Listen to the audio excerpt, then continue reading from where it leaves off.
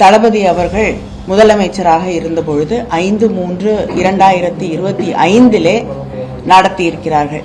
Delimitation பற்றி எல்லா கட்சிகளுடைய கருத்துக்களை தெரிந்து கொள்வதற்காக அவர் முதலமைச்சராக இருந்தபோது ஒரு கூட்டத்தை நடத்தியிருக்காங்க. அந்த கூட்டத்தில் தாவேகாவின் சார்பிலே இன்று அமைச்சராக இருக்கக்கூடிய அந்த கட்சியுடைய பொதுச் செயலாளர் ஆனந்த் அவர்கள் கலந்து கொண்டு அங்கே நிறைவேற்றப்பட்ட தீர்மானங்களை ஏற்றுக்கொண்டு கையெழுத்து போட்டிருக்கார். அந்த தீர்மானங்களின் அடிப்படையிலே நம்முடைய திராவிட முன்னேற்ற கழக ஆட்சி பொறுப்பில் இருந்த பொழுது அத்தனை கட்சிகளும் பிஜேபி நீங்களாக மற்ற கட்சிகள் எல்லாம் ஏற்றுக்கொள்ளப்பட்ட ஒரு தீர்மானத்தை சட்டமன்றத்திலே நிறைவேற்றி இருக்கிறார்கள்.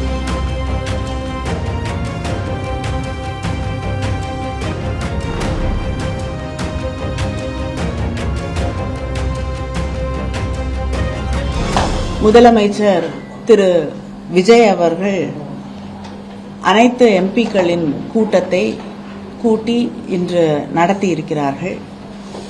அந்த கூட்டத்திற்கு பெரும்பான்மையான நாடாளுமன்ற உறுப்பினர்கள் 37 பேர் கலந்து கொள்ளாத ஒரு நிலையிலே அந்த கூட்டம் இன்று நடத்தப்பட்டிருக்கிறது. இந்த கூட்டம் நடத்துவதற்கான அடிப்படை காரணம் என்ன அப்படிங்கிறது தெளிவாக இல்லை. ஏன்னா இதே போல ஒரு கூட்டத்தை எங்களுடைய கழகத்தின் தலைவர் அண்ணன் தளபதி அவர்கள் முதலமைச்சராக இருந்தபொழுது 5/3/2025 நடத்தியிருக்கிறார்கள். டீலிமிட்டேஷன் பற்றி எல்லா கட்சிகளுடைய கருத்துக்களை தெரிந்து கொள்வதற்காக அவர் முதலமைச்சராக இருந்தபோது ஒரு கூட்டத்தை நடத்தியிருக்காங்க.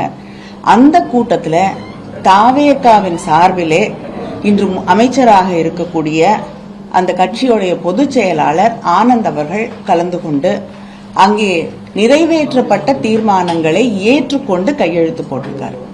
அந்த தீர்மானங்களின் அடிப்படையிலே நம்முடைய திராவிட முன்னேற்ற கழக ஆட்சி பொறுப்பில் இருந்த பொழுது அத்தனை கட்சிகளும் பிஜேபி நீங்களாக மற்ற கட்சிகள் எல்லாம் ஏற்றுக்கொள்ளப்பட்ட ஒரு தீர்மானத்தை சட்டமன்றத்திலே நிறைவேற்றி இருக்கிறார்கள்.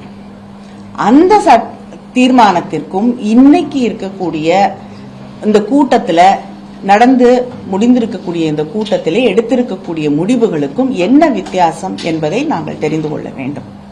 திராவிட முன்னேற்ற கழகம் மிக தெளிவாக முதல்ல இந்த டீலிமிட்டேஷன் அப்படிங்கிற பேச்சு வந்த பொழுதே எங்களுடைய கழக தலைவர் அன்று முதலமைச்சராக இருந்த அண்ணன் தளபதி அவர்கள் 5 முதலமைச்சர்களை அழைத்து மற்ற கட்சிகளின் தலைவர்களை எல்லாம் அழைத்து இதன் டீலிமிட்டேஷனால பாதிக்கப்படக்கூடிய அத்தனை மாநிலங்களிலிருந்தும் எல்லோரையும் அழைத்து சென்னையிலேயே ஒரு கூட்டத்தை நடத்தியிருக்கிறார்கள். அந்த கூட்டத்திலையும் காங்கிரஸ் உட்பட சில முதலமைச்சர்கள் கலந்து கொண்டு அந்த தீர்மானங்களை ஏற்றுக்கொண்டு கையெழுத்து போட்டிருக்காங்க. அந்த கூட்டத்தில் ஃபேர் டீலிமிட்டேஷன் அப்படிங்கிறது தான். டீலிமிட்டேஷனை நாங்கள் முற்றிலுமாக எதிர்க்கவில்லை. நியாயமான ஒரு டீலிமிட்டேஷன் தொகுதி மறுசீரமைப்பு நடைபெற வேண்டும் என்பதுதான் அங்கு அந்த கூட்டத்தில் எடுக்கப்பட்ட ஒரு முடிவாக இருந்தது, தீர்மானமாக இருந்தது. அதுல கலந்து கொண்ட அத்தனை பேரும் அதில் ஒருமனதாக கையெழுத்திட்டிருக்கிறார்கள்.